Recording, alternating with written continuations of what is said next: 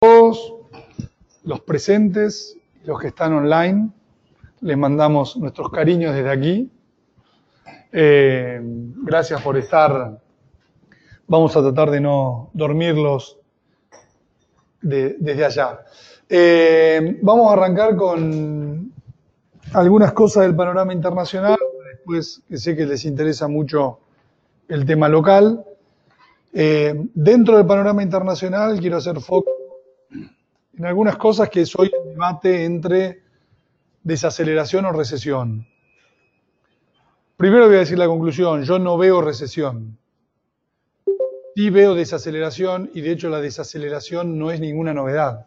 La desaceleración mundial se viene produciendo desde enero de este año. Entonces, hoy en la encuesta, por ejemplo, de BofA Merrill, la encuesta de los portfolios managers, da el mayor nivel de pesimismo económico desde el 2008.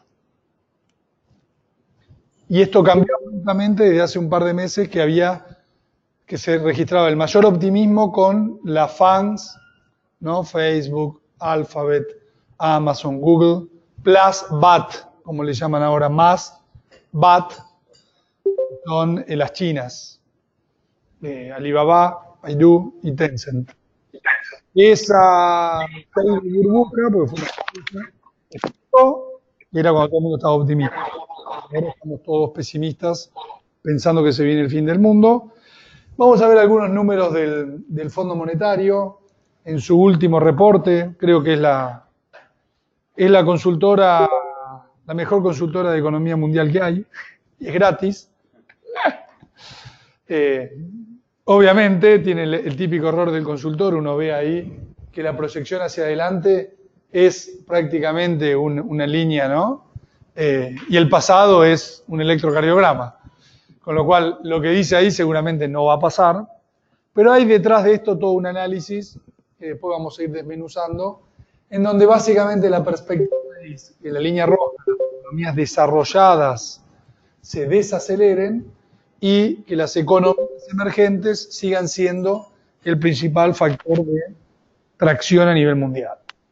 Digo, me parece, y sobre todo por la performance bursátil que tuvieron las bolsas emergentes este año, que los países emergentes están al borde de la desaparición, ¿no? Es para ir, digamos, teniendo en mente las fuerzas emergentes. India, hemos hablado mucho de India en muchas charlas. Realmente, por ejemplo, el petróleo, las compras, el crecimiento de la importación de petróleo es una variable que hoy no pesa mucho a nivel mundial, pero tendencias, cuando hablábamos antes en off de las tendencias, ¿no? Lo más importante, en definitiva, vemos los PMI relativamente para arriba, la confianza del consumidor para arriba. En relación a la confianza del consumidor, es muy difícil pensar que vamos rumbo a una recesión si no pasa algo raro que destruya la confianza del consumidor. Es muy difícil pensar que se va a destruir la confianza del consumidor con una caída del tipo de cambio. Puede pasar exactamente lo contrario. Y hasta es muy lógico pensar que el consumidor europeo estuvo golpeado durante el corriente año, en parte debido al alza de costo energético. Europa, uno de los mayores importadores de energía del mundo. El petróleo pasa de 45 a 75, es una región que pierde. El petróleo baja de 75 a 46, es una región que gana. Hay cambios en el medio que son, digamos, interesantes de notar. Inflación, cuando uno mira la inflación, vemos inflación en emergentes por abajo, inflación tranquila, la perspectiva del fondo de commodities es que incluso bajan. ¿Por qué esta previsión de que bajan? Y bueno, porque bajó muy fuerte el petróleo, bajaron algunos también. No hay inflacionarias de esto. Por lo cual, en principio uno lo que ve es el concepto Normal. ¿Qué era el New Normal? Caímos en la depresión del 2008, salimos como por los estímulos, después el mundo entre 2012 y 2014 estuvo en el New Normal. En el 2014 es cuando el dólar, primera apreciación, colapsa el petróleo, recesión mundial, hasta el 2016, recuperación, New Normal. New Normal significa una economía que no crece como antes de la crisis, uno lo descarta con una cosa más mezquina. Yo creo que el 2019 va para ese lado. ¿Dónde están los problemas? Cuando uno mira, por ejemplo, el indicador, que es la línea azul, de incertidumbre global, vemos que va para arriba. La incertidumbre comercial, que es la azul, va para arriba. Entonces, ha habido ruidos y hay ruidos crecientes en términos de la geopolítica. Que, si bien toca de lleno nuestro ámbito de análisis, vamos a dejarlo parcialmente, porque si no vamos a estar 70 horas. Pero en principio lo que uno puede ver como resumen, y hay una gran coincidencia de muchos analistas especializados en este sentido, la relación comercial entre Estados Unidos y China es una especie de guerra fría, que vamos a tener momentos de tensión y momentos de distensión. Tuvimos un momento de tensión durante todo el 2018 y es lógico. ¿No funciona? Ahí está, cambiamos el micrófono. Bueno, ponemos dos. No, ¿este te lo llevas?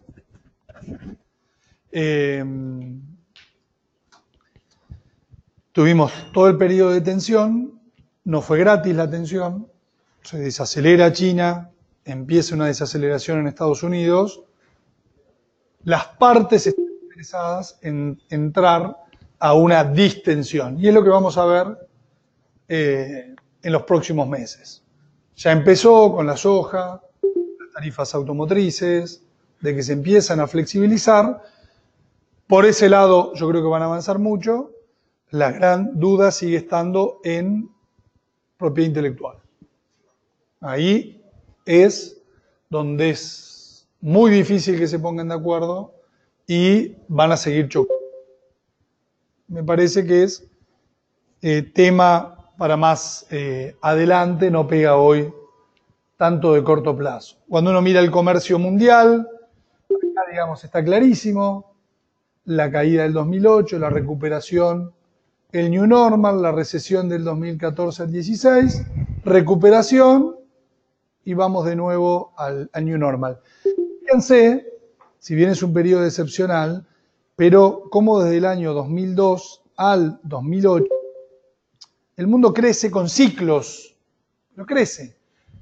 Eso es lo más normal, lo que hemos vivido en los últimos años, de colapso, tremenda recuperación, caída, de nuevo recuperación fortísima, es lo más anormal. Y dado que muchos de los desequilibrios, y vuelvo a esta que me la pasé, estos son, las cuentas externas de los países, ¿no? Los desbalances. Los de arriba son los superavitarios, los de abajo los deficitarios. Entonces, fíjense cómo va de un desequilibrio muy fuerte en el 2008, tiende a reducirse. Los que ahorraban de más, empiezan a ahorrar un poco menos, y los altamente deficitarios empiezan a ser menos deficitarios. Esto con la caída del petróleo ayuda aún más para que los de abajo tengan menos déficit y los de arriba tengan superávit. ¿Esto qué significa? Ahí está. A ver, déjame. Por este lado menos inestable. Que estábamos en una inestabilidad muy grande, y llevó 10 años, ¿se acuerdan? Si nos retrocedemos tiempo, siempre decimos, depurar una burbuja lleva 10 años. Bueno, esta llevó 10 años. Entonces la burbuja ya está depurada, hoy no se ve ninguna otra gran burbuja, hay dudas con China, la misma que teníamos hace 5 años, hace 10 y hace 15. Invocar al colapso chino es muy difícil. Vamos mirando, las ventas de autos se estabilizaron en los últimos 4 meses. Hay algunas señales de desaceleración.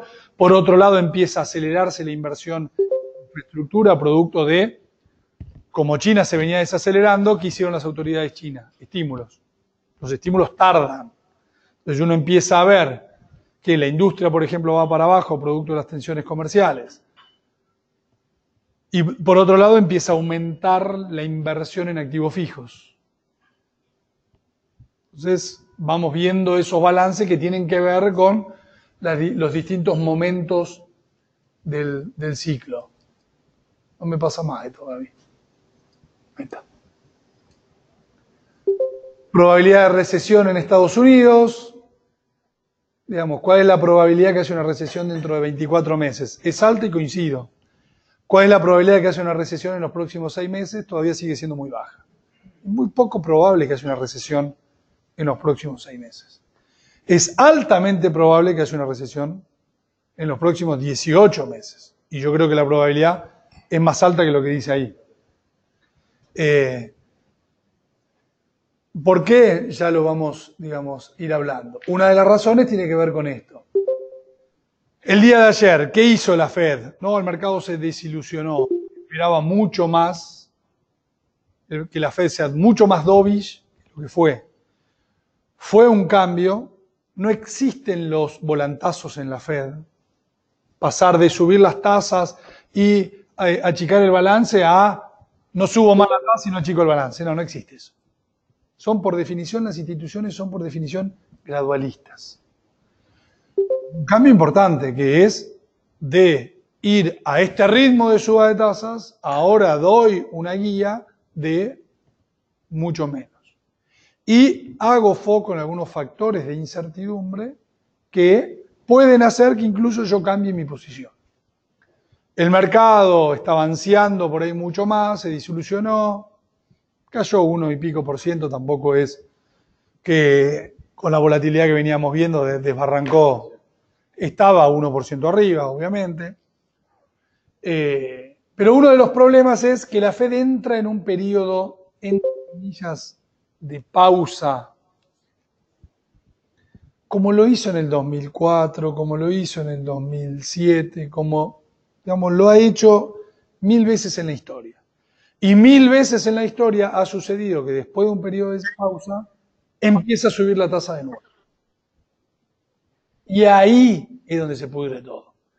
¿Por qué puede empezar a subir la tasa de nuevo? Porque aparece la inflación. Entonces, ¿qué te están mostrando estos gráficos?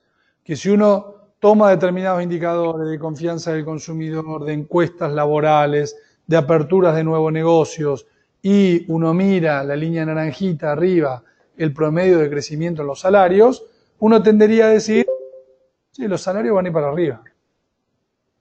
Cuando uno mira en Europa abajo los salarios, también hay una recomposición del poder salarial. ¿Por qué? Porque pasaron 10 años del colapso. Entonces, son economías normales.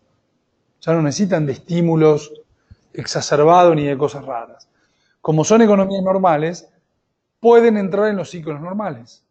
¿Qué es un ciclo normal? Crezco, aparece la inflación, empieza a haber un short de recursos, te tira para los precios, y eso obliga a enfriar la economía. ¿Cómo enfriamos la economía? Subiendo más la tasa, restricción monetaria. Entonces, creo que esto nos puede dar cierto aire, pero hay que estar muy atentos a este evento. ¿Por qué? Porque el mercado se va a poner complaciente de que va a haber un raíz alcista de tasa de 4 veces, como se llegó a pensar, 4 para el 2018, 4 para el 2019. Ahora es más, 4 en el 2018 ya están, 1,5 en el 2019 es lo que el mercado está esperando. Si en algún momento aparece fuerte la inflación, eso va a ser distinto. Entonces, ¿cuál es la amenaza? La inflación. ¿Cuál es la suerte que tenemos de corto plazo? Vamos a decirlo, Trump la destrucción del precio del petróleo. La destrucción del precio del petróleo le permite a la Fed esta pausa. Inicia la pausa. Si el petróleo hubiese seguido en 75, lo otro es el cantar. Pensémoslo como argentinos.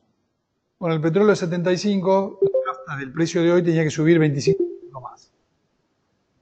Hoy debería bajar. De nuevo. En ese tema, cuando uno mira, los países más oscuros son países importadores de energía, los países más claritos son los exportadores, uno puede hacer un resumen. ¿Quién gana con la caída del petróleo? Y pensar la importancia de cada uno de estos países. Ganan China, Japón, India, Corea del Sur, Alemania, Estados Unidos, Italia, Francia, Turquía. ¿Quiénes pierden? Rusia, Arabia. Son los dos que se juntaron para bajar 1.2 millones de barriles de producción. Australia, Canadá, Indonesia, Noruega, Irán, Emiratos Árabes, Kuwait. Si uno hace ponderación de PBI de la columna derecha contra la izquierda, ganan por robo los países que ganan con la caída del petróleo. Entonces, Estados Unidos para mí es el único que hay que mirar cómo queda la cuenta en términos de lo que pasa a poder consumir más el ciudadano versus la caída de la inversión del sector petrolero, gasífero norteamericano que es tan potente. No quiero aburrir, ustedes saben que a mí el petróleo me apasiona y después de mi especialización en la materia, si bien cayó muy fuerte el petróleo, subió muy fuerte el gas natural. El gas natural que valía 2,50 vale 3,80. ¿Por qué? Porque los yanquis hicieron durante los últimos años, y fundamentalmente en el último año y lo terminan ahora, transformaron la región de Corpus Christi en el Golfo de México en una zona altamente, con capacidad ahora fuertemente exportadora.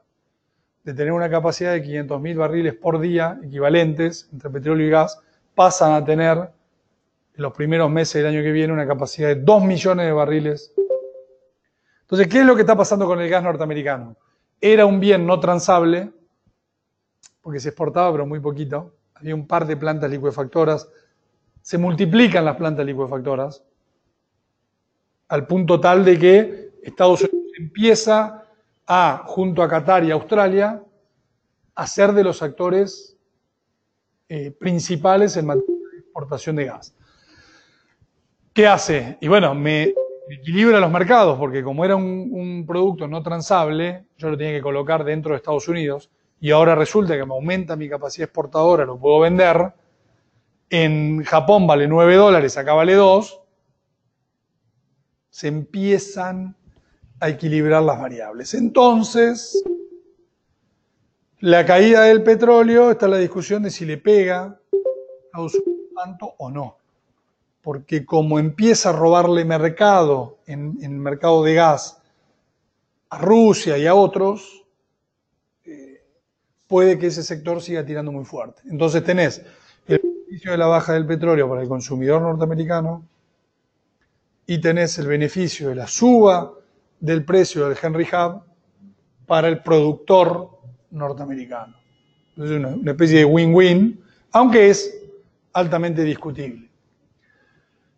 Bueno, esto nada, lo único asociar que este año hubo una tremenda depuración de una burbuja, que fue la burbuja de las criptomonedas, que para mí tiene su impacto bursátil.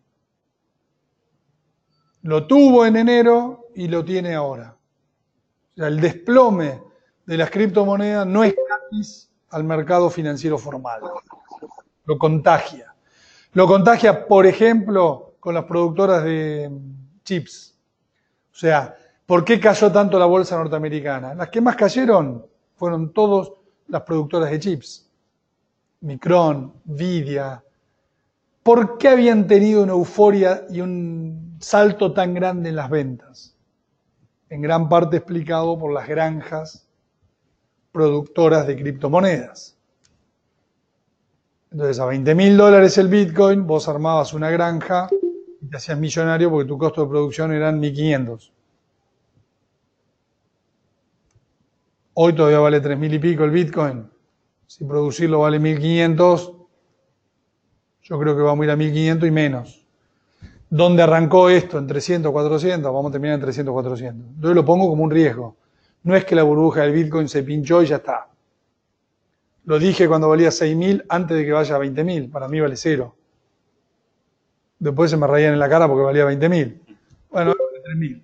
Sigo diciendo vale cero. Que el blockchain es una tecnología disruptiva para todo el empleo del alfabetizado mundial, sí. Pero eso es otra cosa. Entonces, para tener en cuenta un riesgo. Otra cosa es, había una depuración muy importante en una burbuja que hubo este año, que fueron las FANG, Facebook, Amazon, Apple, Alphabet, Google, Netflix, que se pinchó. Y esa burbuja fue una burbuja de valuación. Las valuaciones multiplicaron ridículamente. Hay papeles, y por eso lo traigo como Google, que a $1.000 la acción, si uno mira lo que se lo pagaba históricamente y lo que se lo paga hoy, no está caro. Tiene el riesgo AT&T que los desmembren, los separen y termina habiendo 300 compañías por todo el poder que tiene hoy Google. Me contaban una anécdota muy interesante de una pregunta que le había hecho un diputado, porque hoy Google sabe el tránsito, te avisa cómo está, ¿no? Pero hay una cosa peor que sabe Google. Hoy Google sabe cuáles somos todas las personas que estamos reunidos acá. Google sabe con quién te reuniste vos durante el último mes. Entonces, para un diputado, senador, que sepa con quién te reuniste dentro del edificio del Congreso, es un problema. Vos estás negociando, te juntaste con un demócrata, viniste. Para pensar también, ¿no? El mundo que se viene en muchas de las cosas. Abajo pongo una acción que a mí me preocupa, Microsoft, que no cayó, y es la empresa hoy más valiosa del mundo, la empresa que más pondera en muchos de los índices más importantes del mundo. Está todo argumentado con la nube, la nube de la nube, la nube de la nube de la nube, la nube del Excel, la nube no, el Gmail es de Google. Entonces, la nube, que todo va a la nube, vamos a trabajar en la nube, el Excel en la nube, la oficina virtual en la nube, el concepto. Bueno, eso ha hecho que el Enterprise Value Ventas de Microsoft, como ustedes lo ven en este gráfico, ha crecido 50%, y uno por ahora, si bien priceás negocios muy a futuro, como se priceaban en otras empresas, yo creo que el delivery en ganancias no va a satisfacer lo que están comprando los inversores. Un riesgo. Y uno cree que cayó todo, no cayó todo. Hay papeles, ustedes saben que yo miro mucho las evaluaciones, que todavía están caros. Este gráfico lo mostramos ya hace mucho tiempo. No estábamos ni por asomo adentro de la banda gris, que básicamente es el price earning forward del S&P, o sea, el price earning estimado con las ganancias de los próximos 12 meses, y desde abajo la tasa de interés real. Entonces, lo que nosotros veníamos diciendo durante todo este año es, a mayores tasas de interés reales por una economía normalizada, corresponden, salvo rarísimas excepciones, burbuja de mucho crecimiento, de cosas muy raras, menores ratios de evaluación. El S&P arrancó el año en 18 veces y media de price earning forward, y ahora estamos arrimando. De hecho, ahí, como esto lo tengo weekly, si uno pone la última caída, estamos ahí en 14,2, 14,3. Estamos más cerca de la base de ese rango que fuera del rango directamente como arrancamos el año. Entonces, ahora somos todos guapos pesimistas. No, había que ser pesimista a principio de año. El ratio Bull Bears lo tengo acá. El ratio Bull Bears a principio de año es esa flecha para arriba que tocó 4. Había 4 inversores que opinaban de manera alcista por cada uno que opinaba de manera bajista. Adivinen qué pasó. Cayó todo. Ahora tenemos, no está actualizado con los números de hoy, pero hoy salió 0,5.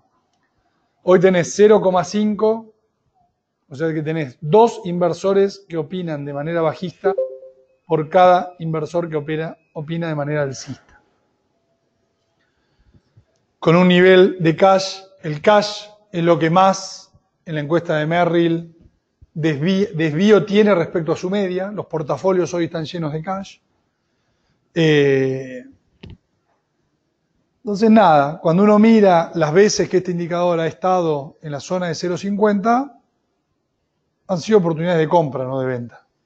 Entonces yo, más allá de la conclusión propia y lo que yo puedo hacer con mi plata o plata de los clientes, a mí lo que me gusta es transmitir elementos para que cada cual saque sus conclusiones. La tasa de interés subió a 1%.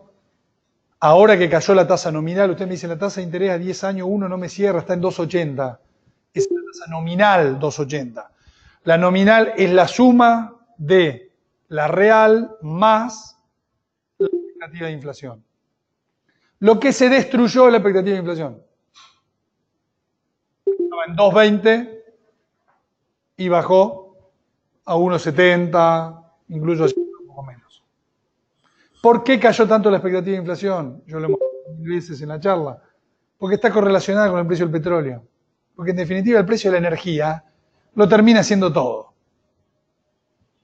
Se invirtió la curva, los algoritmos se dispararon, pero esta vez se invirtió la curva por una razón distinta. Está bien, los algoritmos están seteados para eso y me parece bárbaro. Pero no es la inversión de la curva típica.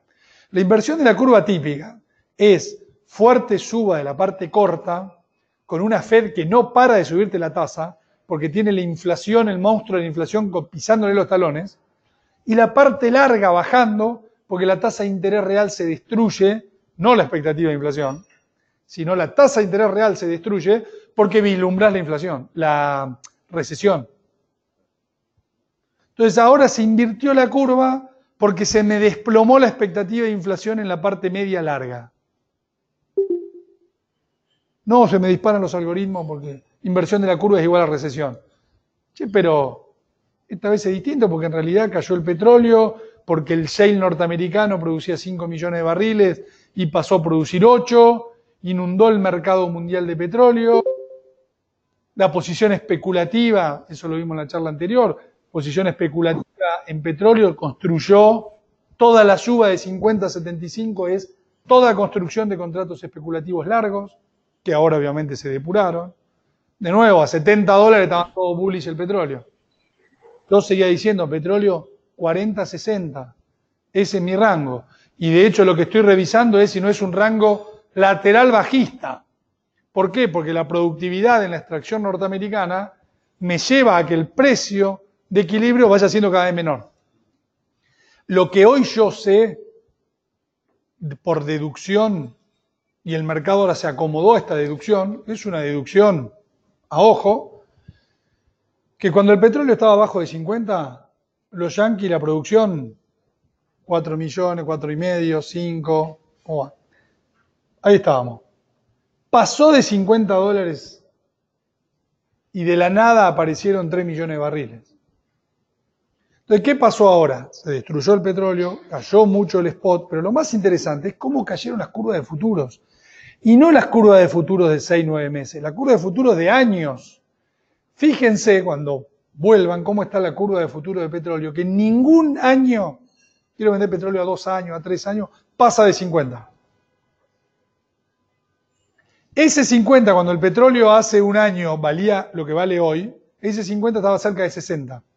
Que 60 es para el que sabe de petróleo, el nivel que siempre se dice que la OPEP establece como precio de largo plazo. ¿Qué te está diciendo la curva de futuro en 50? Que la OPEP no maneja más el precio del petróleo, porque pasó algo norteamericano. Afecta a Vaca Muerta, obviamente. Bueno, esto lo vimos y acá vamos a un gran resumen de todo esto. La línea rojita es la confianza del consumidor, la línea blanca es el S&P. En enero de este año habíamos visto algún desacople parecido, pero hoy hay una situación en donde el desempleo sigue bajo, los pedidos de seguro de desempleo siguen bajos, la confianza del consumidor sigue alta, las ventas minoristas siguen altas y la bolsa cayó. Hay algo que no cierra. O la bolsa se está anticipando una recesión que yo quedo escrachado, grabado y publicado, no veo para el 2019. O la corrección termina siendo muy grande y lo más probable que veamos alguna recomposición de precios. Yo no creo, como algunos bancos que creen que vamos a ir a buscar nuevos máximos, yo sigo pensando que estamos en fin de ciclo. Ahora, los fines de ciclo son techos largos, nada termina en un día. Nadie se divorcia en un día. Es un proceso de deterioro de la relación. Años, meses. Esto es lo mismo. No termina el ciclo más largo de la historia o uno de los más largos de la noche a la mañana. Son procesos. Si el proceso actual replica el del 99 y el del 2008, el colapso vendría más para abril, octubre del año que viene. Ese colapso uno lo pensaría como un salto inflacionario. Como cayó tanto el petróleo, se me quemaron los papeles. Entonces la duda que tengo hoy incluso es si el techo de este ciclo no puede durar incluso un poco más. ¿Qué significa? Lo mismo que vengo diciendo desde hace ya un par de meses, que es el gráfico, que es la base de nuestro análisis.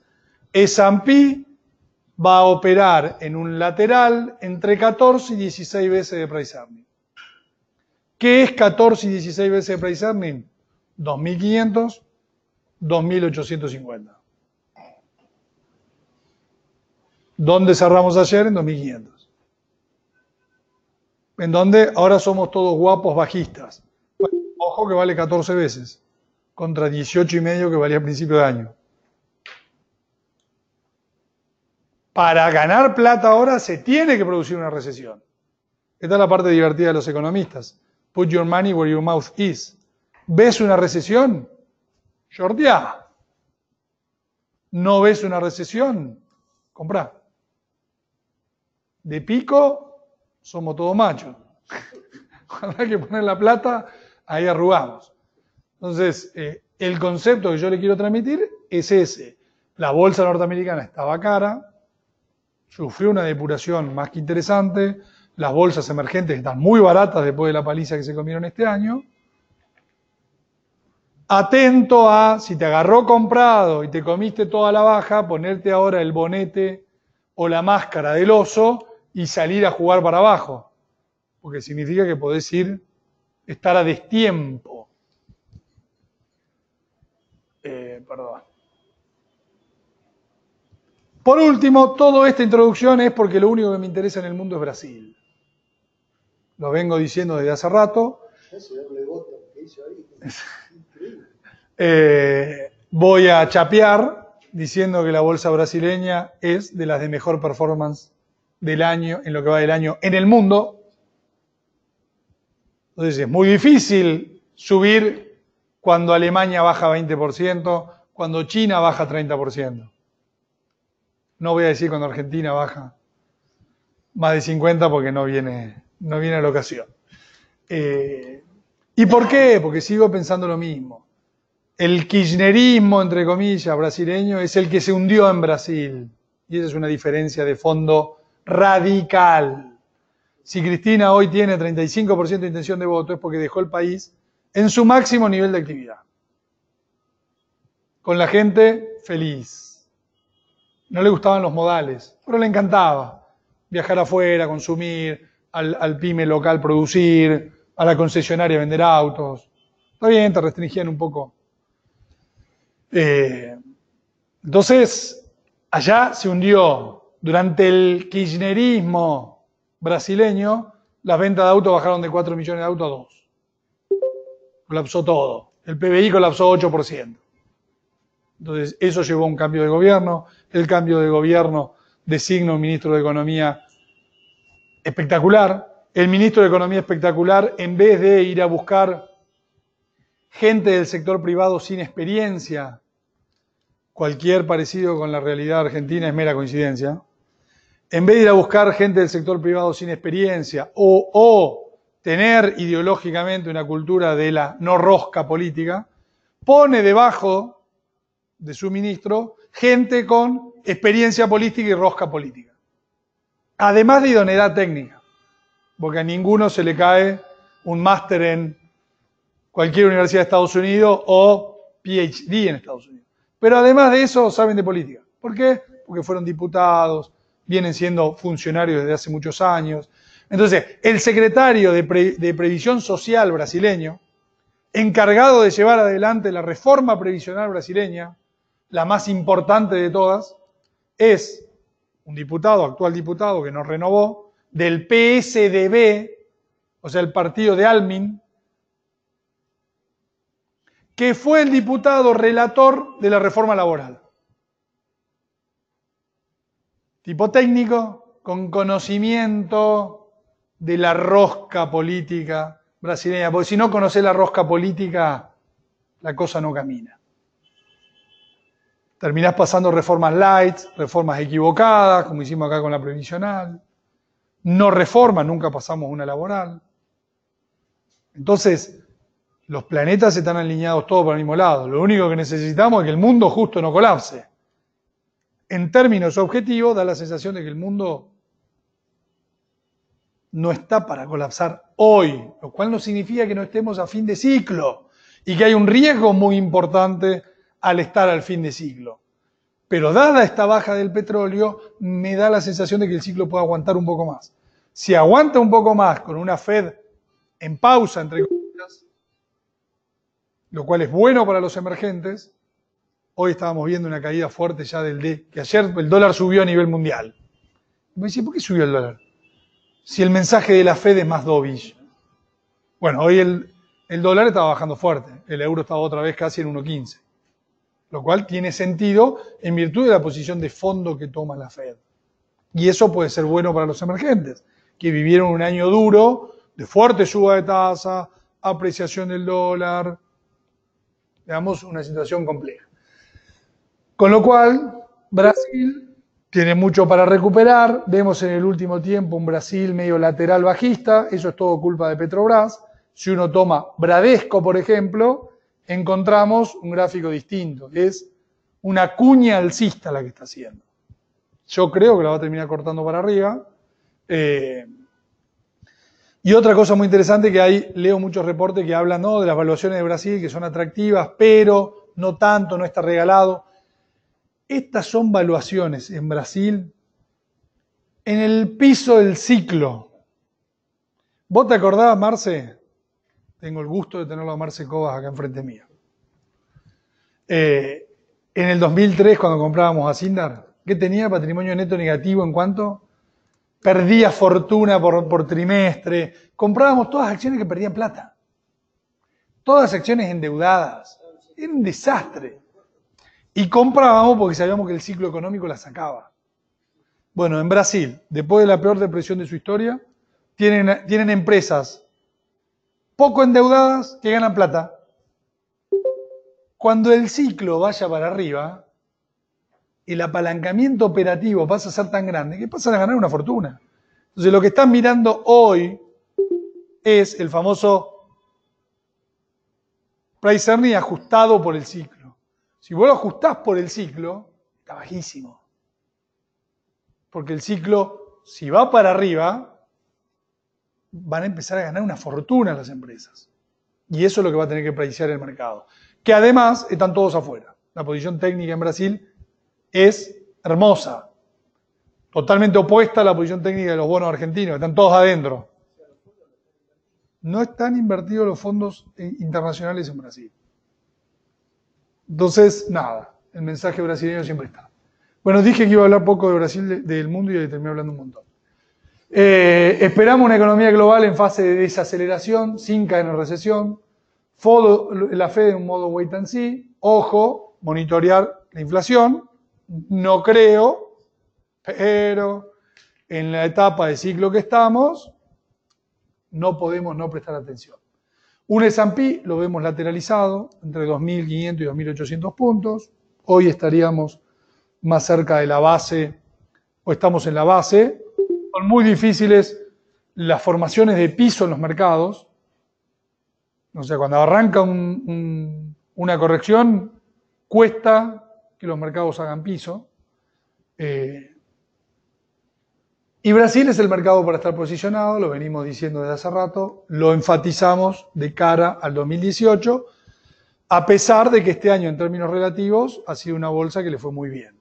Uno podría decir, no, vendo Brasil y compro China porque hoy China está 30% más barato que Brasil. Yo creo que no. Me sigo quedando con Brasil. Argentina, vamos a hacerlo resumido y vamos directo al punto. El plan está funcionando muy bien, entonces las cuentas fiscales vienen bien, el déficit acumulado viene bien, el comercio internacional viene espectacularmente, el balance de energía viene mejor, las expo a Brasil están subiendo un 8-10% interanual, el campo todo indica que viene bien, los sargentos por suerte están viajando por la Argentina, así que eso es saludable para el turismo doméstico. La actividad colapsó, eso es buenísimo para que caigan las importaciones. Hay más desocupación, eso es horrible, pero en términos de presiones salariales es bueno. El empleo no se crea, en realidad no se crea empleo por la trampa que están haciendo con los monotributistas sociales y las empleadas domésticas. Hay una destrucción de 30.000 puestos de empleo genuinos por mes. En la Argentina, salvo Neuquén en la curva roja, donde hay un crecimiento del empleo que veremos cómo reacciona después de la caída del petróleo. Con lo cual, lo que quiero decir con esto es un clásico Sun-Stop, con un clásico programa del fondo, cuyos resultados son clásicos. Menor actividad, colapso de IMPO, devaluación que te pega en el salario real, se termina la joda del gasto internacional, se termina la joda del consumo doméstico, se termina la joda de la compra de autos, tenemos la suerte de que mientras tanto reacciona Brasil, entonces le podemos portar un poquito más a Brasil, si tenemos un poquito más de suerte, llueve o no llueve tanto, porque últimamente está lloviendo mucho, el campo viene bien, todo cierra para que tengamos unas cuentas externas más equilibradas. Entonces uno se pregunta, ¿por qué el dólar vale lo que da? Vale. Ayer salió la estadística, el superávit comercial de casi 1.000 millones de dólares. Bueno, son esos dólares que uno ve. Los bancos están hablando de que puede llegar a ser noviembre y también diciembre, los primeros meses de atesoramiento negativo. La gente un poquito más ahorcada tiene que ir a vender su canuto para llegar a fin de mes. Entonces, eso que es malísimo desde el punto de vista micro, y es horrible y todos lo estamos padeciendo, es buenísimo desde el punto de vista macro. Esto es así. Cuando vos en la micro te va bien, la macro se desarregla en países como Argentina. Cuando a la macro le empieza a ir bien, estamos todos enojados. Esta vuelta no hubo conflictos sociales, la gente se lo está bancando, medio como que no hay alternativa, o es todo resignación, o no sé. Pero bueno, está funcionando hasta desde el punto de vista social. Si uno decía que la Argentina iba a vivir este año y en diciembre no iba a pasar nada, la verdad que es una sorpresa. ¿Eso es rosca política o está pasando sin saber? Eso es plata. Rosca política es mucha guita. Es mucha guita. Exactamente. Y la clase media, media baja no protesta. Y es la que está realmente mal. La baja está contenida, la alta no tiene problema, la media, media baja no tiene el problema, pero no protesta. Salvo que le toque los ahorros. El celular. La relación de dependencia es una multa privada. ¿Sí? Una multa privada. Bueno, ¿cuál es el escenario base? Suponiendo que Argentina no tiene política durante el 2019, ¿no? Un plan del fondo tradicional. ¿Qué es lo que debería pasar? Debería pasar más o menos esto. O sea, la inflación haciendo un pico actualmente, que se sostiene en niveles altos hasta abril, mayo, y ahí empieza a bajar muy fuerte. En el interanual, el mensual, con su estacionalidad, pero vamos ya a niveles de inflación en febrero de menos de 2%, y nos empezamos como a ilusionar de un programa que funciona. La tasa de política monetaria tendría que ir para abajo, la tasa Badlar tendría que ir para abajo, esta baja de tasas, que es una baja nominal, no real. Por ahí este gráfico es demasiado optimista, porque yo creo que por las dudas el central va a trabajar con una tasa real un poquito más alta, porque es la herramienta que tiene hoy para controlar el tipo de cambio. Bajo ese escenario, los pasivos en pesos, la deuda interna, cuyo principal riesgo es que el gobierno descontroladamente tenga que ir a licuarla. Una licuación de la deuda interna hoy te llevaría además a un default de la deuda externa. Pero en ese escenario, la sustentabilidad de la deuda interna estaría garantizada. Suponiendo que la gente va roleando, no pasa nada extraño. Ahora, ¿cuál es el problema? El problema es que la confianza del consumidor está muy baja, la confianza en el gobierno está muy baja. Cuando uno porotea esto con lo que saca el oficialismo históricamente en la elección, te da hoy un Macri de 30%.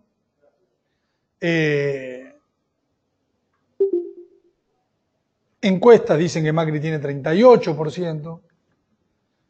El argumento es que en la elección presidencial la gente vota aspiracionalmente. No se vota igual en una legislativa que en una presidencial. Todos argumentos extraños, pero uno ve que claramente cuando al macrismo le fue bien en la elección del 2017, esto fue un poco para arriba, los meses previos, y ahora se cayó. Mira, ese comentario, cortito, ese comentario dice que irá Macri con 35, 38%, en condiciones tan malas como las actuales es una buena señal. Primero yo creo que relativamente bueno. La encuesta, obviamente que está bien hecha, es poliarquía. Lo que está mal es el titular de la Nación. Vos tenías Macri, que arrancó el año en 49, que tuvo 70 y pico, arrancó en 49, tiene 39 en octubre, en noviembre con el mal humor de precios, sobre todo de inflación, baja a 32, y lo bueno es que vuelve al nivel de octubre. 32, desde el punto de vista estadístico, pasa a ser un outlier. Un número que si vos sos un analista de serie no lo tenés que tener en cuenta. Porque es un evento aislado, está fuera de... Hay que ver la tendencia. Lo que uno ve que, bueno, si en octubre fue 39 y en diciembre es 39, uno puede decir, bueno, ese es el piso. Pero con resultados del consumo previsto a las peores notas. Peores notas. Ahora, ¿el problema cuál es? Es este. El rango es muy amplio de la zona de no intervención. Entonces, acá tiene que pasar algunas cosas. O que el Fondo Monetario sea más pragmático, o que, como ya está, el Tesoro tiene 10.000 millones de dólares para vender, los venda antes, porque si el tipo de cambio llega al rango superior, supongamos, acá pusimos la fecha mayo, dado que la confirmación de las candidaturas es en junio, uno dice, bueno, más o menos lo mismo que pasó en la elección del año pasado. Cristina dice que se presenta y las encuestas muestran que mide, como efectivamente mide. Algunos se ponen un poquito nerviosos y el tipo de cambio salta. Salta, ahí hacemos un supuesto, moviendo cerca del piso del canal, salta al techo del canal. Todo lo que dije antes, de caída de inflación, baja de interés y demás, vuela por el aire. Pasás a tener el gráfico de al lado, que es un salto de la inflación y la liñita azul que te muestra que la inflación interanual en diciembre termina en 60%. ¿Qué probabilidades tiene Macri de ser reelecto en un escenario de este tipo? Entonces, esto es algo que no puede pasar. O achican el rango de no intervención, o el Tesoro tiene la autorización del fondo para ir vendiendo esos dólares antes, o el central tiene que trabajar con una tasa de interés real muchísimo más alta para que nadie corra el dólar. Pero para mí esto es algo que no puede pasar. Y si uno lo mira en retrospectiva, políticamente uno tendería a decir el tipo de cambio tendría que haber quedado más cerca de la zona alta para bajarlo más cerca de las elecciones. Porque ahora tenés el riesgo opuesto. Es un riesgo que nadie, o sea que estamos todos tratando de medir, es un riesgo que nadie sabe bien qué puede pasar, el mercado se puede anticipar, el dólar se puede poner nervioso en enero. La estadística muestra que el atesoramiento del público tiende a aumentar en los años electorales. Alguien diría, ¿atesoramiento de qué si no tienen, la gente tiene un mango para llegar a fin de mes? Entonces también eso es cierto. Entonces, ¿con qué vas a comprar dólares si no te alcanza la plata? En una recesión que va a continuar. En una recuperación estadística de la actividad, no una recuperación tangible de la actividad. Entonces, si pasa eso, en vez de la tasa de interés ser la azul, pasa a ser la roja. Tenés un evento devaluatorio dentro del rango que pasa a precios, como ponemos acá, solamente un 40%. O sea que producto de la recesión el pase a precios es muy bajo. Tenés que tener un salto muy importante de la tasa de interés, que hace que la deuda doméstica que era sustentable pasa a ser no sustentable. Entonces, hay muchas dudas, no con el plan en sí está funcionando de maravilla, hay dudas sociológicas.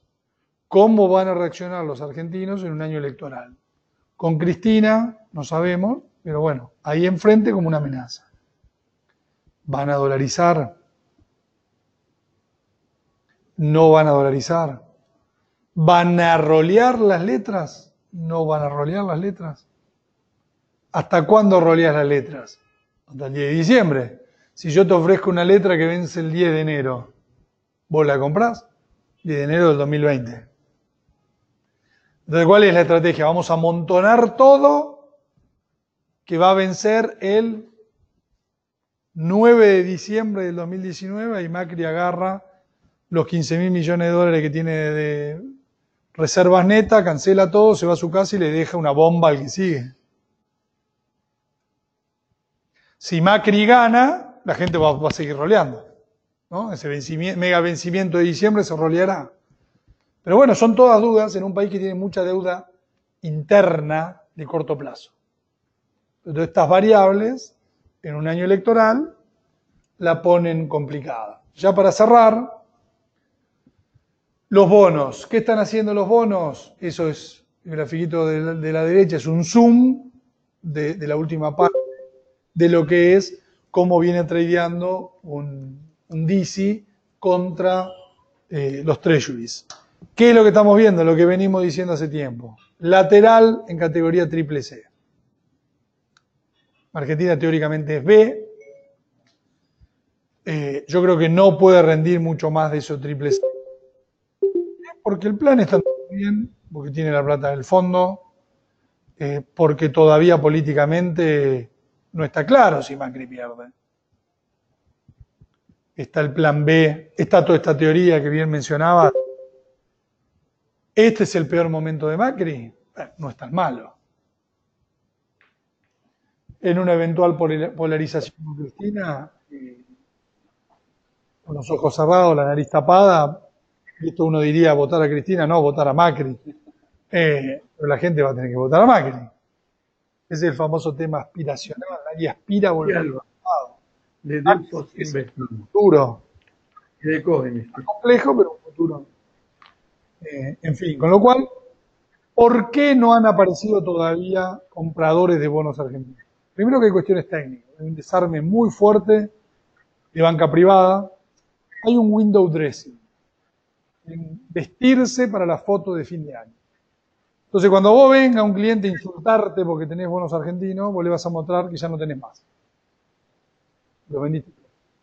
Entonces el tipo va a decir, uy, perdí un montón de plata, pero menos mal que ya psicológicamente es una sensación de alivio. Y por eso está el famoso efecto del window dressing, de vestirse para el cierre de cada trimestre, en donde vos no tenés la porquería que anduvo mal.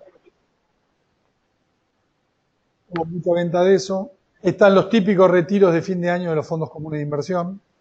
En un mercado sin profundidad, sin liquidez, con un mercado internacional complicado, todas las ventas que han hecho los fondos en renta fija, y se nota en AI24, en AO20, en ICA, son los que más tenían un desarbitraje respecto al resto. El DICA está haciendo mínimos, nuevos mínimos, el bono 100 años no está haciendo nuevos mínimos. El mínimo del bono 100 años fue en septiembre, 68. Hoy vale 71,5. Hay algunas cuestiones técnicas molestando. ¿Por qué no hay compras a este nivel de rendimiento donde los fondos high yield deberían estar comprando? Porque todavía es un gran bolón que el mundo. Entonces, si a mí se me está cayendo Amazon, Nvidia, se me caen los bonos de las petroleras y estoy destruido para lo que va del año, no me pongo a comprar bonos de Argentina. Entonces, la precondición es que se estabilice el mundo. Si se estabiliza el S&P, lo cual no significa que el S&P arranque una nueva pierna alcista. Se lateraliza en ese rango que vengo diciendo, con una caída de la volatilidad. Dejemos de movernos a 3% por día, bueno, vamos a volver todo loco. Entonces, es lógico que eso pase cuando vos estás después de una corrección, así como aumenta la volatilidad arriba, después aumenta la volatilidad abajo. Es típico. Fin de año, pasan muchas cosas a fin de año. Nadie pone un mango nuevo a producir, eso pasa en enero. En esa lógica, si afuera se calman las cosas porque los temores de recesión para mí son muy altos e infundados, los bonos argentinos tienen para subir. Por primera vez en mucho tiempo voy a decir algo positivo, pero de nuevo, en el techo del canal de rendimientos sí soy comprador de bonos argentinos. Así como fui comprador de acciones argentinas en el piso del canal. Hoy, más cerca del techo del canal, no. Depende de papel, hay papeles que sí están abajo, pero por decir Galicia, ya la vendí, no sé, la espero abajo de 24. Hay otros papeles que por ahí han sido más golpeados. Pero de nuevo, todo es una cuestión de precios. Yo sigo pensando que Argentina va a lateralizar hasta que se sepa qué va a pasar con la política. No nos vamos a ir a doble C a rendir más de 15%, donde ahí entran los distrés. Hay deuda provincial en distrés, exageradamente también, pero es una cuestión de liquidez. Vos sabés que entrás a un bono de Río Negro, de Jujuy, no salís más. Te lo tenés que quedar hasta el 2025. O hasta que haya una fiesta mundial y ahí sí se lo revoleás a alguien, pero sabés que en condiciones de complejidad de mercados, la liquidez está restringida en ese tipo de productos. No pasa con el bono de Neuquén que hablamos en otras charlas, que rinde 9%, 9,5%. Rinde por abajo del soberano. Entonces, selectividad, trading en Argentina, no hay que casarse con nada. Yo creo que la estrategia 2019 es Brasil, la primera parte, y si Dios quiere, nos ilumina y es argentino, gana Macri o digamos, no vuelven los otros, para ponerlo de alguna manera, vuelvan las oportunidades a la Argentina. Mientras tanto es trading. Conviene, hay mucha gente que hoy tiene AO20. Y yo prefiero a estos niveles de precio y demás tener un DICA. Porque si esto se pudre todo, los dos van a valer $50. Quiere decir que uno va a caer desde 98 hasta 50 el otro va a caer de 70 y pico hasta 50. Vamos a perder los dos mal. Este voy a perder menos incluso con el DICA. Y si esto mejora por trading, voy a mejorar mucho más con un DICA que con una O20. Entonces ese es el razonamiento en donde hay que animarse a tradear Argentina. Porque la forma, aquellos que se quedaron comprados, de recuperar algo, es ir intentando. Tengo Galicia en el portafolio y no me lo puedo vender. Bueno, cuando vale más de 28, vendo. Y después me quedo esperando a ver si compro algo o le arbitro otro papel que está en nuevos mínimos. Pampa. Y voy tratando de recuperar con arbitrajes. No va a valer 70, ya lo dije en una charla acá que le puse la mancha negra esa a toda la suba desde 30 hasta 70. Y que esto, olvídense, no existió. Y sigo pensando lo mismo. Sigo pensando que es un papel entre 20 y 30. Más, menos, X%, siempre están los overshootings para un lado o para el otro. Pero para mí sigue siendo un papel, a pesar de que el banco ganó una fortuna en el tercer trimestre, que ya no está tan caro como estaba. Si viene Cristina, obviamente vale $5. Si se confirma que puede ganar Macri y tenemos un año más de ganancias metidas adentro del balance, bueno, el papel puede querer arrimar a 38. Lo otro fue una burbuja desmedida. Con esto cierro con conclusiones. Esperamos que la economía siga en una fase de ajuste con un salto estadístico de crecimiento para la segunda mitad. Muy alto el riesgo político que podría afectar el exitoso plan de ajuste del FMI 2. ¿Recuerdan que el FMI 1 fue un desastre? Bonos lateralizando y acciones lateralizando. A diferencia de Brasil, donde uno ve potenciales disparadores de un mercado alcista que te haga subir 50%, acá no lo veo. Más allá de solo cuestiones de trading. Con esto concluyo y bueno, si hay preguntas por acá, vamos por ahí. La macro, hay algunos expertos o opinadores que ya comentan simulaciones de que bueno, hay que darle un bono de largo plazo a los bancos. Digo los nombres, Carlos Rodríguez, Milei. Son expresiones muy fuertes, ¿no? Porque sabemos, vos le das una probabilidad. Sí, acá me preguntaban sobre qué probabilidad hay de que Perdón que hable un poco. termina el gobierno dando un bono a los bancos. Es lo que está tratando de evitar el gobierno. El plan viene funcionando. Y lo que sí yo digo es, hoy creo que podés zafar. Creo que podés zafar. Pero tu margen de error es 0. Cualquier error monetario cambiario que te lleva de nuevo una disparada a lo que yo mostré, cambiaria inflacionaria, empieza a ser insustentable la deuda doméstica y por ende la deuda internacional.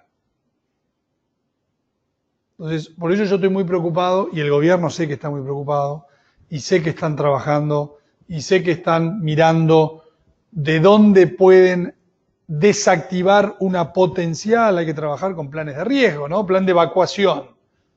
¿Cómo evacuamos el edificio si viene una nueva corrida? ¿Dejamos que vaya hasta el techo del rango?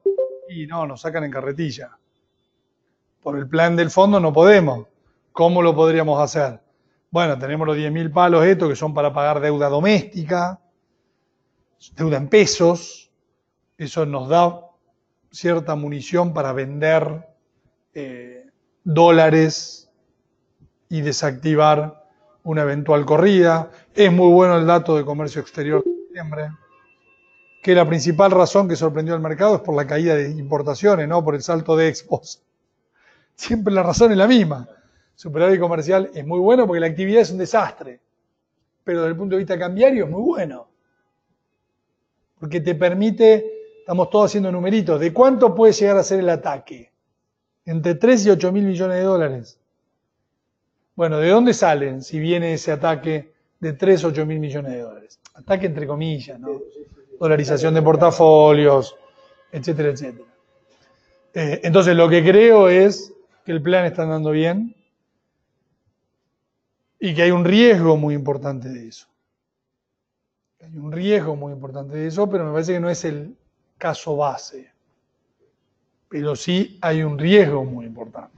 Pero como hablaste de entrada de divisas, tengo una duda técnica. Si es exitosa las exportaciones, hablamos ahora de tributo, ¿tienen la opción los exportadores de liquidar o no? O sea, Sí, acá me preguntan sobre la liquidación. ¿Está garantizado esa entrada de capitales o no? No, la liquidación tenés 10 años, pero es interesante cuánto liquidan, cómo se liquida, porque uno puede también liquidar y salir, digamos,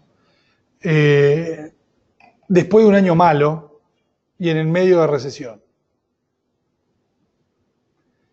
Y ante la amenaza de que venga Cristina y te suba más las retenciones, no te deje. Entonces, liquidar, yo liquidaría, no lo dudaría. Y cuando venís de un año muy malo, tenés deuda, tenés problemas, tenés... Entonces, eso es un plus. Eso es un plus. Que no es lo mismo cuando vos venís de 3 años levantándola con pala. No tenés necesidad de liquidar. Después de una cosecha tan mala, hay muchos muertos por levantar. Cualquiera que tenga actividad agrícola sabe que hay cuentas por pagar. Una pregunta. Si analizamos la futurología que hiciste para los próximos meses con la presentación, posibilidad de corrida bancaria y terminar con un 60% para el año 2019, ¿cuál es tu punto de vista de por qué estamos pasando este diciembre tan tranquilo cuando en Francia con mucho menos casi la prenden fuego y acá estamos llegando al diciembre más tranquilo de los últimos años? ¿Quién va a pagar ese control o cómo viene eso?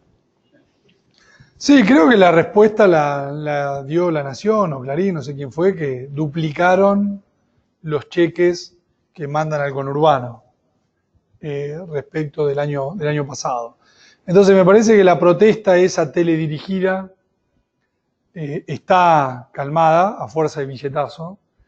Y lo que vos hacer por ahí mención es esa, ¿por qué la clase media baja, media? De nuevo, si uno se divorcia, no se divorcia en una semana. Es un proceso. Y esto es un proceso. Vos por ahí perdiste el laburo, pero tenés un canuto guardado. Todo un proceso de desgaste. Entonces la gente hoy no está para romper todo porque ya no tengo para comer. No es el 2001. Entonces, lo interesante va a ser ver si la recesión continúa y esto se extiende. El 2001 fue después de 3 años recesivos de colapso.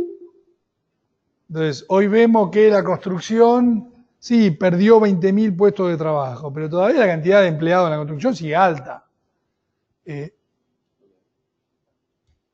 Entonces, si lo que protestan dirigidos, le diste un billete, y los otros corderos que somos nosotros, bueno, vos estás hoy para salir a romper todo, y no. ¿A quién beneficias? ¿A Cristina? ¿No? Pregunta de Brasil. ¿Qué sectores son los que más te gustan? ¿Consumo discrecional? Todo. ¿Utilities? ¿Bancos? ¿Todo? Todo. Yo creo que, mira, ahí es como pasa, por ejemplo, con Petrobras. Que Petrobras cayó 1/3 de lo que cayeron las otras petroleras. Pero hay mucha gente que te viene y te dice, che, valía 16, vale 12,50 ahora. Pero antes, ¿te acordás que el año pasado y demás valía 6? Pero bueno, cae el petróleo de 75 a 46 y obviamente que a una petrolera le pega. Entonces, yo lo que digo acá hay que tirar con escopeta. Si vos mirás mi portafolio, además de tener el ETF de las Big Caps, tenés el de las Small Caps, además tenés telco, además tenés banco, además tenés constructoras, además tenés aerolíneas. Gol valía $5, vale 13. Nada. Tenés generadoras eléctricas con la expectativa de la privatización. ¿Viste cómo es? casás con un amor ahí, después justo esa le pasó algo, le explotó siderúrgicas. Hoy yo retuiteé una nota muy interesante de la siderurgia en Brasil, que es un sector que tiene un enorme leverage operativo, donde arranque el consumo en Brasil, arranca la producción, arranca, digamos, y ahí tenés mucho leverage operativo. Hay que tirar con escopeta. Hay que tirar con escopeta. Ya que estamos para cerrar Brasil, ¿estás comprando algo de lo que no tenga ADR? ¿Estás operando algo de lo que sea mercado doméstico directo o solo a través del...? Tenés los ADR esponsoreados. Por ejemplo, Cirela, que es una constructora muy buena, que son todos los que terminan en Y. Eso es un ADR esponsoreado. Te lo arman, vos te pones con un precio, un 1% arriba de la relación de lo que vale en el mercado doméstico por el tipo de cambio y lo conseguís. Entonces, tengo algunos papeles. Brasil Mall, el problema de Brasil Mall es que está justo también en el cambio tecnológico del comercio, que hay muchos artículos que dicen que todavía en países subdesarrollados no es tan tangible como en Estados Unidos, en donde la gente está realmente comprando online y no va al shopping.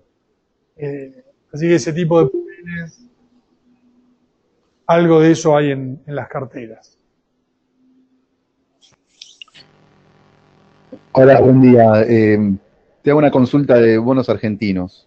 Vos habías dicho que Nos despedimos. comprarías porque estás en... Fiestas. Gracias.